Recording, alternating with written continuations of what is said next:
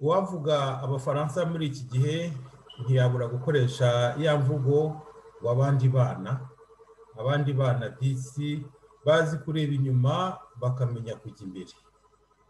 Muri iki gihe ubufaransa na perezida wabo Emmanuel Macron biyemeje gutera intambwe ijya imbere mu mibanire y'u Rwanda n'igihugu cyabo, nyuma yaho akanama k'impuguke kagaragarije ko muri 1994 mu Rwanda abafaransa bagize uruhare rukomeye cyane muri jenoside yakorerwaga abatutsi. Tukaba duhamya neza ko urugendo perezida wa Repubulika y'Ubufaransa agirira uyu munsi mu Rwanda ruraba ruri muri gahunda yo kubyicuza. Ntitwamenya niba basaba imbabazi, ariko icy'ingenzi ni uko ari intambwe ikomeye cyane yo gutangiza gusubukura imibanire n'imikoranire myiza y'ibihugu byacu byombi. Ni igihe dukwiye natwe ubwacu kwisuzuma tukareba abanyarwanda tureba dute amateka yacu n'ibibazo tuba twarahuye nabyo. Ese abagize uruhare mu guhangana kuva muri 1990 ingabo za FPR n'izari ingabo z'u Rwanda z'icyo gihe, baba hari uwemeye ko yatsinze se abyifashe mwate? Tumaze kureba uburyo yifashe hagati ye n'Ubufaransa, yewe ku bwanjye nongeye kwibutsa ko abahoze bari mu ngabo z'inzirabwoba bafite uruhare rukomeye cyane muri jenoside yakorewe abatutsi, banafite uruhare mu kuba bagomba kwemera ko batsinzwe, kugira ngo ibihe biri imbere tumenye uburyo twabyubaka. Nakunze gusaba ko hashyirwaho gahunda yo gusesengura no kurangiza intambara, kurangiza amakimbirane. Si ngombwa ko urubyiruko n'abakomoka ku butegetsi bwa MRND bakomeza gukwiza ingengabitekerezo ya jenoside yakorewe abatutsi, aho kugira ngo ahubwo bisuzume noneho basabe guhagarika iyo ntekerezo yakuruye u Rwanda mu mahano.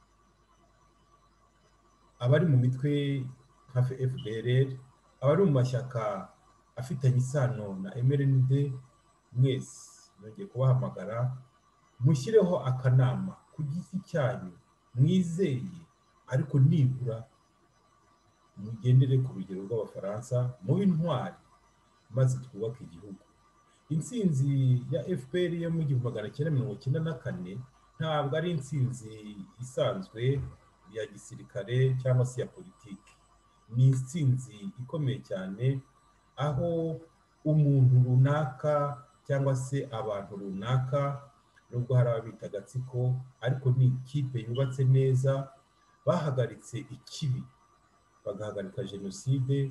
Mu gihe muri icyo gihe ijambo inkotanyi ryateraga abantu ubwoba, muri iki gihe ni ngombwa ko ahubwo twemeranya ko rifite agaciro gakomeye, riteye kwishima imbere y'amahanga kubera ibikorwa bakoze.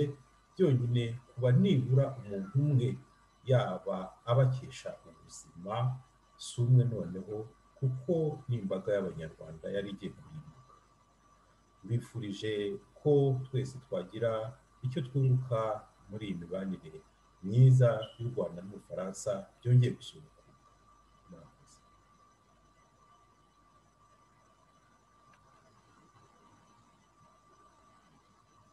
À cette occasion de la visite du président Emmanuel Macron de la République française au Rwanda, c'est un honneur de rendre hommage au courage français pour n'avoir pas cessé de chercher la vérité. Cet exemple que les Français donnent de se regarder, de se mirer, d'analyser leur passé dans une optique de faire un pas en avant, nous devrions l'imiter.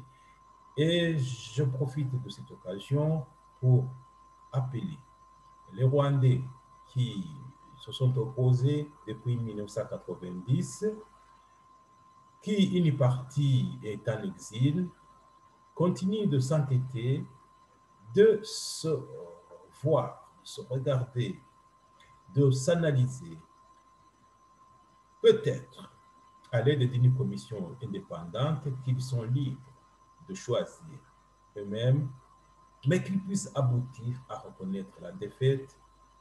C'est par la défaite que l'on peut commencer à construire la réconciliation.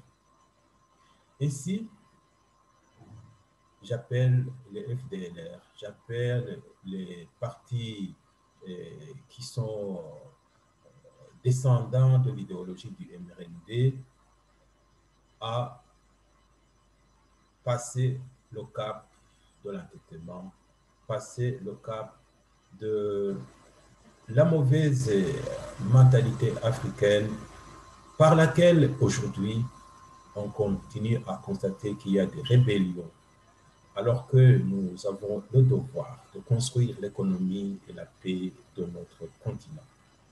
Je vous remercie.